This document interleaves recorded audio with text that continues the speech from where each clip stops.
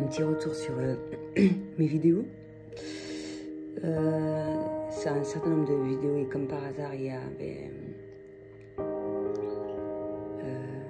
le film du Da Vinci Code. Ça m'a permis de le revoir, pas depuis le départ, mais le début du film. J'ai pu prendre assez d'éléments importants de code afin d'exprimer mon ressenti à travers tout ce qui se passe. Et comment dirais-je, on voit beaucoup de similitudes entre la royauté, ce qui s'est passé pour Jésus et qu'est-ce qui s'est fait lors des réincarnations et comment au fil des âges de temps un certain nombre de choses n'ont pas été respectées, fort malheureusement, afin d'avoir cette compréhension un petit peu de pouvoir.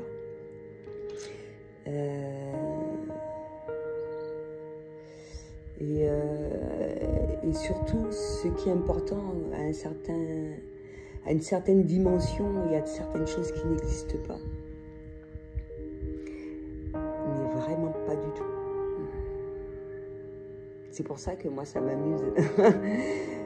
Lorsque j'entends un certain nombre d'ignominies, c'est vraiment du n'importe quoi. Et quand tu vois que des personnes qui sont censées être assez intelligentes pour faire face à toutes les difficultés qu'il y a en ce moment, bien au contraire, si ce sont les autres niveaux de conscience, ça ne me pose pas problème. Mais si ce sont des personnes intelligentes qui se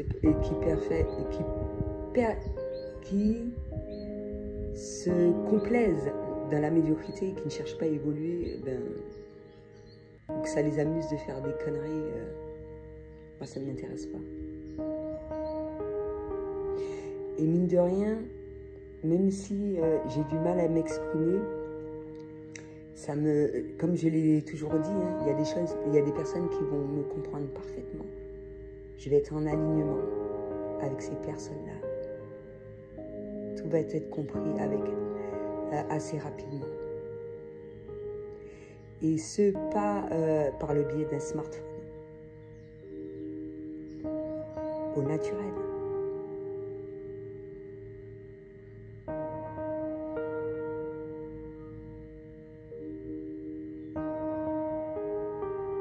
Je suis seule la majeure partie du temps, même si je suis amenée à rencontrer des personnes de par mes démarches, etc. La majeure partie du moment, je reste seule. Je vais faire un petit retour sur la flamme jumelle, justement, le féminin sacré, qui refait surface, le travail sur le masculin à laquelle il doit effectuer afin de se libérer de ses blessures, mais également ne pas répéter un certain nombre d'habitudes néfastes pour lui et après pour les autres, et à quel point ça peut avoir une incidence très néfaste. Moi, ça ne m'amuse pas lors de mes promenades de voir par exemple un oiseau mort alors que ceci, l'oiseau-là n'a pas pour habitude de crever comme ça.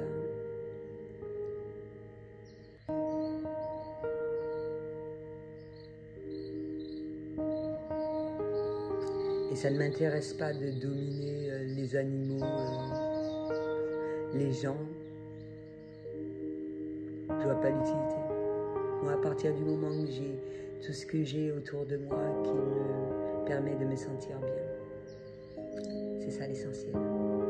Et je ne vais pas chercher à faire croire aux gens, quelle que soit la chose. Je sais de ce que je viens de par mes capacités extrasensorielles. Et je le clame haut et fort. Je n'ai aucune honte de dire que je collabore avec des aliens ou avec des entités.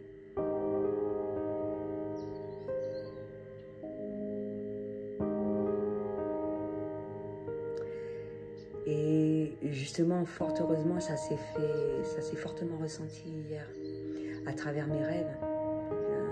J'ai le souvenir au moins de 3. Le premier contact après m'être réveillée, c'était Alien. Je n'ai pas encore la signification totale de ce qu'ils ont voulu me véhiculer. Leurs messages sont de plus en plus compliqués, même si j'ai la capacité de faire le nécessaire, et je n'ai pas d'inquiétude, on va dire, par rapport à cela. Et je n'hésite pas à leur transmettre ce que j'ai eu la possibilité de faire, quelle chose à laquelle j'ai besoin pour continuer cette mission de vie.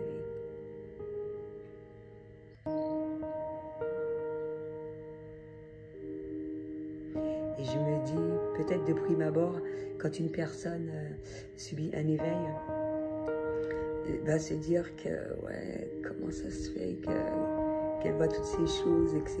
Surtout quand on n'est pas en connexion avec des personnes alignées comme nous, ou peut-être perdues de prime abord, etc. Mais là, je vois l'intérêt d'avoir cette connexion et de faire le travail nécessaire pour. On n'est jamais seul.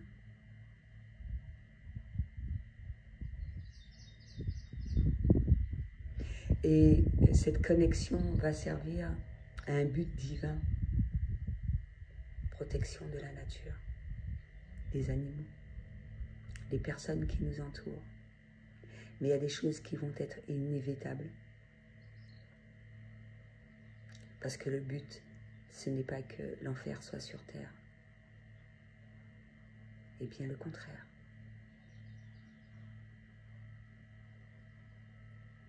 Donc s'il y a des gens qui doivent partir de par cette évolution, et toutes ces choses qui doivent être mises en place, même si c'est difficile, et si ça doit se faire, parce que le but c'est pas de faire, ces personnes qui doivent partir ne doivent pas empêcher aux autres de vivre, ne doivent pas faire souffrir ces personnes-là également.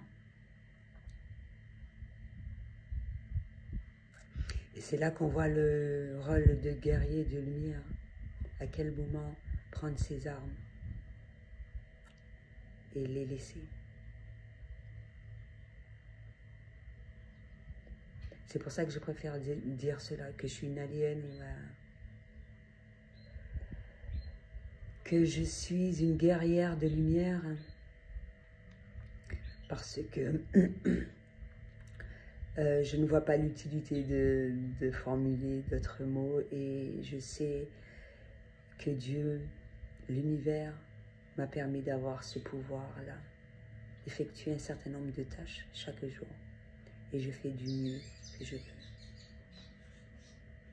Et tant que je serai sur Terre, je ferai le nécessaire pour. Et que je ne vais pas retourner. Ils vont nominer quelqu'un d'autre, ça me fait penser à Hunger Games, etc. Ça ne m'intéresse pas, franchement. Voilà, j'ai assez donné et tout. Ça ne m'intéresse pas, purée. Quand tu as accès à un certain nombre de données, un certain nombre de choses, que tu sais que tu as fait des réincarnations d'autres univers vachement plus évolués, mais vachement à des années-lumière, ça te donne pas envie de retourner sur Terre.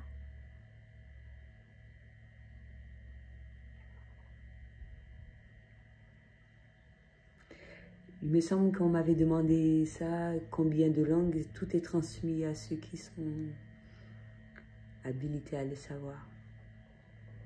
Des langues extraterrestres, qu'on va dire, que je sais parler. Et quand on parle de télépathie, mine de rien, tout peut être compréhensible pour la personne à qui le message est destiné. Parce que ce sont des vibrations, même si beaucoup de choses ont évolué et que un message peut être clair lorsque on souhaite qu'il soit clair. Parce qu'entre liens d'âme, on est en connexion constamment. Personne ne peut aller à l'encontre de ça. Personne ne peut aller à l'encontre d'une union. Personne ne peut aller à l'encontre de Dieu.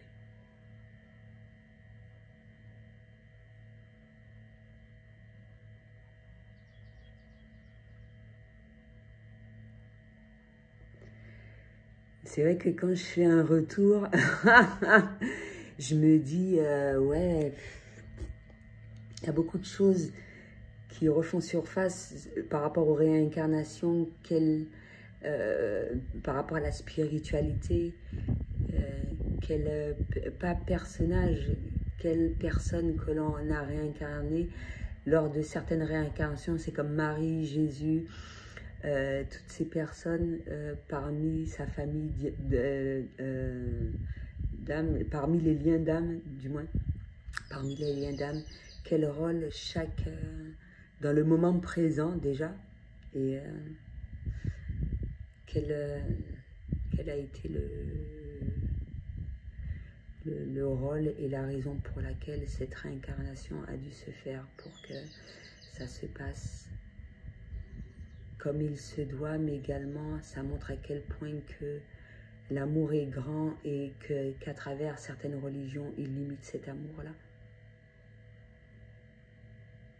C'est pour ça que même si j'ai eu une instruction, mais je ne suis pas de religion. Et à certains niveaux, ça va être exprimé autrement. Il n'y a pas de spiritualité.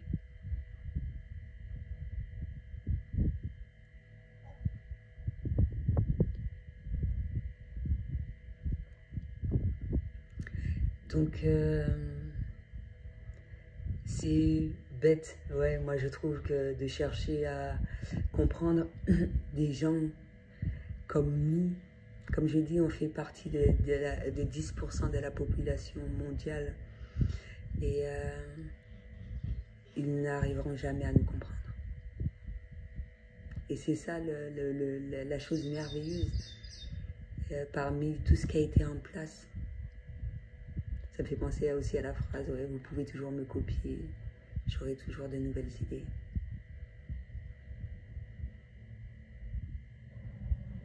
Et ça montre à quel point, même si un certain nombre de personnes n'ont pas les mêmes croyances que moi, mais il y a beaucoup de similitudes, mine de rien, lorsqu'on est assez alerte, où on fait attention à tous ces signes. Ça peut être véhiculé de différentes manières, selon la personne, selon la personnalité, selon un peu tout. Selon le niveau de conscience, selon tout.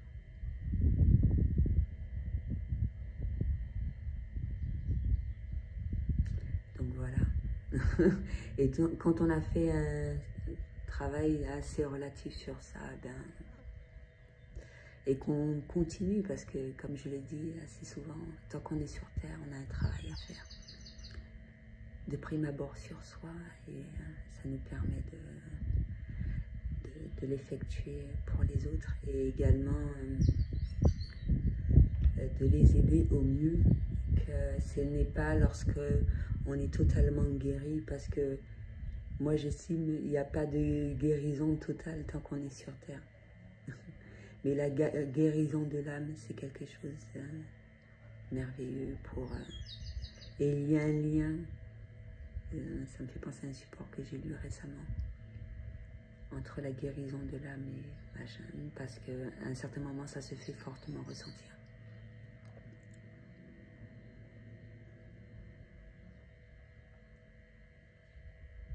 Heureusement qu'il y a des gens assez intelligents qui ont fait le nécessaire selon leur ressenti. Ça peut être exprimé de manière totalement différente. C'est comme moi, quand je me suis renseignée sur la sophrologie, quand tu vois qu'il y en a une qui a pris un parcours normal, formation et l'autre qui était psychiatre et qui s'est redirigé vers la sophrologie. Il n'y a pas de hasard. Et ça peut être, on peut se diriger vers un certain nombre de choses ou le savoir déjà en amont, conscience qu'un certain nombre de choses vont se dérouler et le mettre en place assez rapidement parce qu'on le ressent. Et ça peut être exprimé autrement.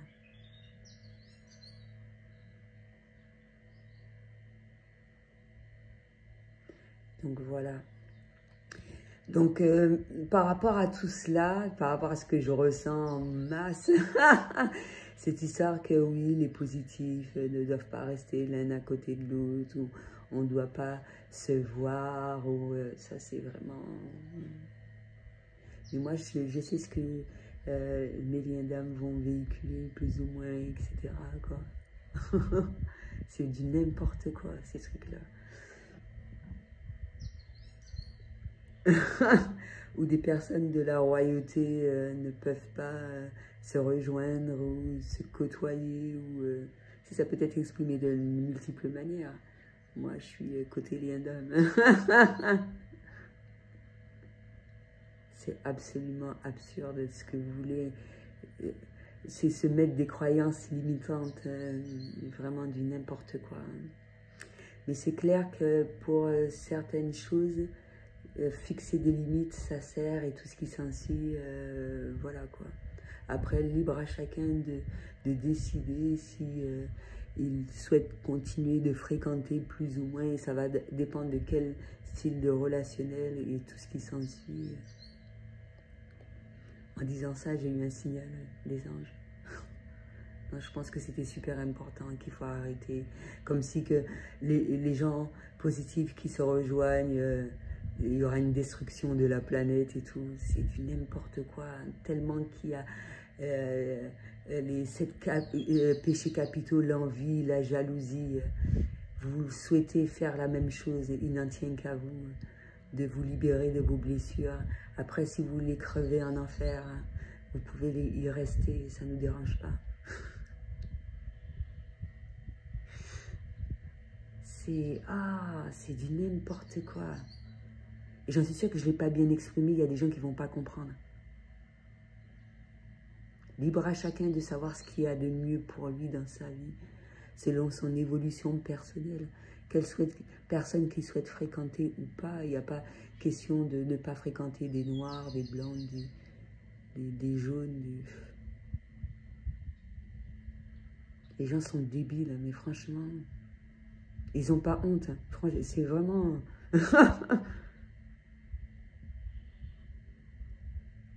C'est pour dire que selon le niveau de perception, chacun est libre de croire ce qu'il veut. Mais vraiment. Et moi, ça ne m'intéresse pas. J'écoute, des fois, ça ressort de l'autre côté. Il y a des fois, je me dis, mais putain, pourquoi ils se pourrissent l'existence à ce point? Mais par contre, croire au beau, merveilleux, à la féerie, putain, ça vous fait mal. Croire en l'amour, ça vous fait mal. Vous préférez croire à la destruction totale, à des absurdités, des imbécilités.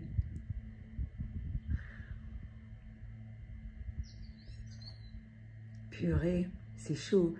Mais en même temps, ça permet de faire voir aux enfants à quel point, à quoi ils doivent s'attendre. Et ça les prépare à demain, mine de rien. Hormis ce que la société leur véhicule, les parents leur éduquent et tout ce qui s'ensuit. Mais ça a toujours été, hein, de manière inconsciente. Il n'y a pas besoin de boxe. Quand j'entends que pour évoluer, il faut une boxe, alors que dans le naturel, c'est pas inné pour vous de faire un certain nombre de choses. Ouais, il y en a qui vont vraiment s'en sortir. Donc voilà. C'est ce que j'avais à dire pour aujourd'hui. À bientôt.